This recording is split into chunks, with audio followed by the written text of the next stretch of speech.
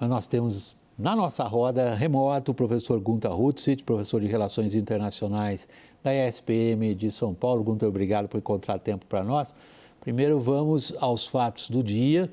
O Celso Amorim, é o assessor especial de Lula para a área internacional, se reuniu hoje com representantes do governo ucraniano que disseram a ele, Celso Amorim, que tratam de forma positiva, bem recebida, a iniciativa do Brasil de participar de um chamado Clube da Paz, de tentar mediar a guerra, o presente conflito. A CNN, o enviado especial de Kiev para a América Latina, estou falando do ucraniano, enviado especial para a América Latina, deixou claro, porém, que territórios da Ucrânia não estão de forma alguma em negociação.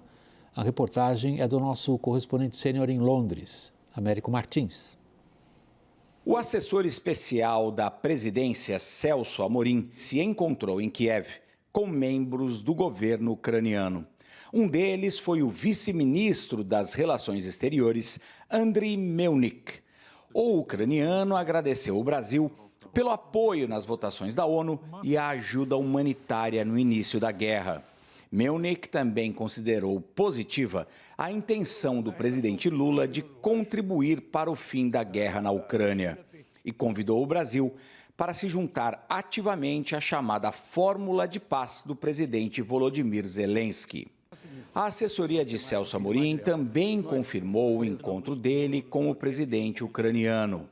Os ucranianos, no entanto, ainda não falaram sobre a reunião entre Zelensky e Amorim. A missão de achar uma saída para a guerra não é nada fácil. Para a Ucrânia, qualquer esforço de paz precisa envolver a retirada de todas as tropas russas. E o Kremlin não dá nenhum indício de que poderia recuar e devolver os territórios anexados de forma ilegal.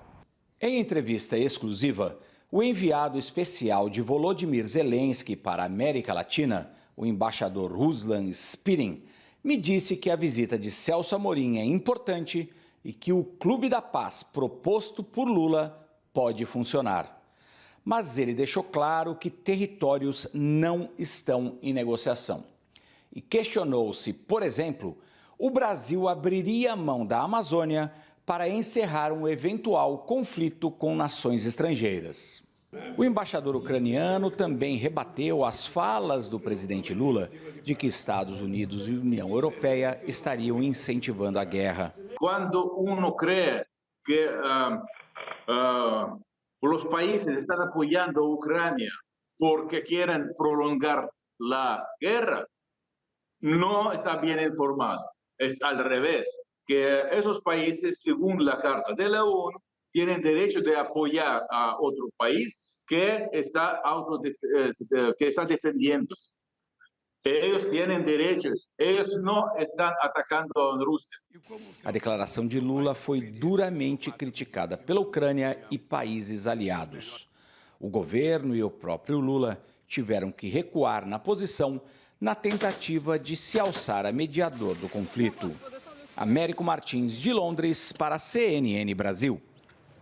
Gunter, existe uma expressão, né, a minha interpretação, quero ouvir a sua, evidentemente, a minha interpretação dos fatos que nós acabamos de relatar, das palavras, das declarações, chama-se jogo de cena. Digamos, na substância, os ucranianos estão dizendo para nós o seguinte: olha, vocês podem falar do que vocês quiserem, vocês podem querer propor o clube de paz que vocês quiserem, vocês cederiam a Amazônia? Por que nós vamos ter que ceder a Crimeia? Sem dúvida alguma, William, essa fala e fazer essa analogia com a Amazônia não é à toa. A Amazônia, principalmente para os militares brasileiros, ela é sacrossanta, não se negocia. Então, toda essa postura foi de receber para poder dizer: eu também estou disposto a negociar, mas pela primeira vez colocaram claramente para o governo brasileiro que agora não tem como negar que não entendia, que não sabia, que é justamente isso. Quem invadiu foi a Rússia, quem está se defendendo somos nós, estamos recebendo ajuda ocidental para nos defendermos, porque sem isso nós vamos ser totalmente tomados. E, portanto, querem negociar, tem que negociar a saída das tropas russas. Portanto, a partir de agora, o governo brasileiro não tem como voltar atrás nas suas declarações, não tem como propor qualquer tipo de negociação em que parta do princípio de um cessar-fogo e as tropas permanecerem onde está. E como o enviado especial de vocês bem colocou, isso é inadmissível para Vladimir Putin hoje. Vamos então arredondar essa parte, porque a gente tem um material ainda que eu acho que é de bastante interesse do nosso público, Gunther, essa parte da diplomacia. Então, serviu para o que a visita do Celso a Kiev?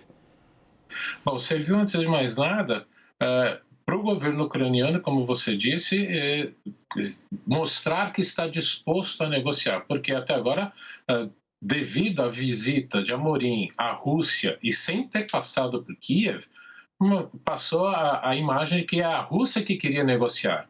Então, não. Kiev também está disposto a negociar agora. A partir de que termos? De voltar atrás e essa ilegalidade que foi cometida pela Rússia, que é reconhecida internacionalmente, até por votações do Brasil na ONU, tem que voltar atrás. Então, esse é o ponto de partida. Deixa claro que não tem como negociar que seja de qualquer outra mediação, de qualquer outro ponto. E, portanto, quem vai ficar agora com o pires na mão, sem ter direito, sem saber para onde correr, é o governo brasileiro que se colocou nessa posição que não tem negociação enquanto a guerra estiver no impasse que está. Gunther, boa deixa para mim agora que você deu, enquanto a guerra estiver como ela está. Gunther, vamos fazer o seguinte, falando agora diretamente a vocês que nos acompanham, como é que está a guerra? Há um episódio das últimas 48 horas que é muito significativo do ponto de vista militar. E se há algo que essa guerra indica, quando todos nós pensamos como é que ela termina e quando ela termina, se há algo que ela indica, é que a situação no campo de batalha terá uma enorme influência em qualquer coisa que a gente possa imaginar, como negociações de paz ou o que seja. Nós vamos falar de Bakhmut, uma cidade que acabou ganhando um valor simbólico muito grande, porque nos últimos 6, 7 meses é ali que tem ocorrido o principal atrito entre as duas forças militares, com um enorme número de baixas. Então, as ilustrações que a gente tem sobre o que está acontecendo em Bakhmut, vocês começam a acompanhar comigo agora. Primeiro, nós estamos vendo lança-foguetes russos na região de Bakhmut. É um elemento tradicional da artilharia russa que normalmente digamos, uma arma de emprego muito extensivo por parte das Forças Armadas russas. Porém, a situação de Bakhmut mudou nas últimas 48 horas. A cidade estava praticamente cercada e os ucranianos, ao perceberem uma rotação de tropas russas, conseguiram um ataque contra as tropas que ali estavam engajadas no centro do combate. Esse senhor que vocês viram, Prigozhin, ele é o financiador, como se fala na verdade, ele é o controlador de uma tropa irregular de mercenários. O que vocês veem da esquerda para a direita são tanques ucranianos passando por cima das trincheiras e das posições até aqui conquistadas pelos homens deste senhor, Prigozhin, controlador do grupo Wagner.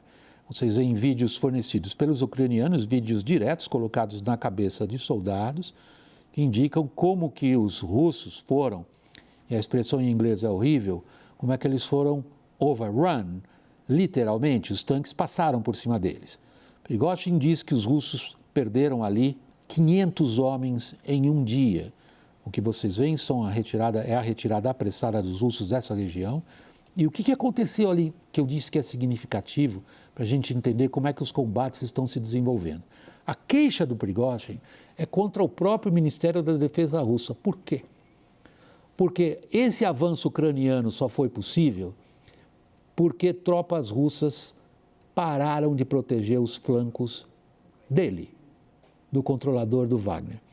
Nós temos um mapa para vocês entenderem um pouco melhor o que até agora vim tratando de descrever os números. Esse mapa é um pouco mais geral dessa parte leste da Ucrânia, onde vocês têm as áreas principais de ocupação dos russos, e agora nós vamos para o mapa da situação que eu descrevia.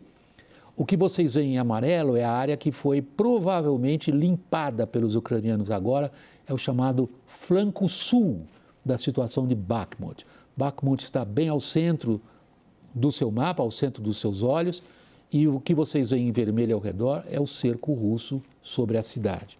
Em outras palavras, o que Bakhmut nos mostra é a dificuldade imensa dos russos nesse momento de conseguir dominar uma situação tático-estratégica que até ali lhe parecia favorável. E a ofensiva, ou melhor dito, a contraofensiva ucraniana ainda nem começou. Gostaria de ter agora o Gunther ao meu lado aqui no telão no estúdio. Conseguimos projetar o Gunther novamente? Isso, Gunther, sua análise da situação militar. Bom, num primeiro momento até pensei que os ucranianos estariam tentando fazer uma finta, né, ali por Bakhmut para tentar atrair e tirar tropas russas de outros locais da linha de contato mais ao sul. Mas com o passar do tempo isso ficou claro que não foi, eles aproveitaram esse momento. Agora, fica parecendo para mim que é uma armação do alto comando russo, justamente contra, né, o grupo Wagner, contra Prigozhin, que nas últimas semanas, e na verdade faz alguns meses, vem soltando vídeos irados, né, contra o alto comando das Forças Armadas Russas, contra o ministro da Defesa russo. Já tinha anunciado semana passada que retiraria os seus soldados, né, de Bakhmut até o dia 9, portanto até ontem. Como foi fornecido armas, né, ele voltou atrás e agora tem essa brecha que surge entre os soldados e que põe justamente os mercenários dele numa situação muito, muito complicada.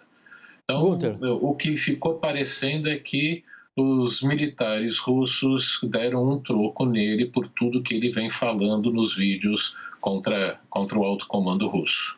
Gunther, esse troco custou 500 mortos em um dia.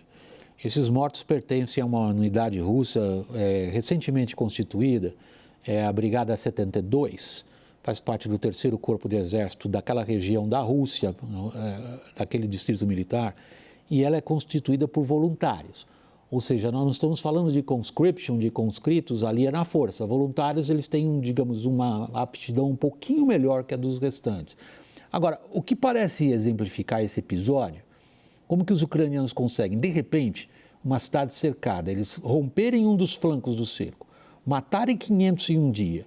O que dá a sensação, queria ouvir a sua interpretação, é que há uma falha básica na cadeia de comando russa, que, diga-se de passagem, até hoje não tem apenas um comandante para o teatro de operações inteiro.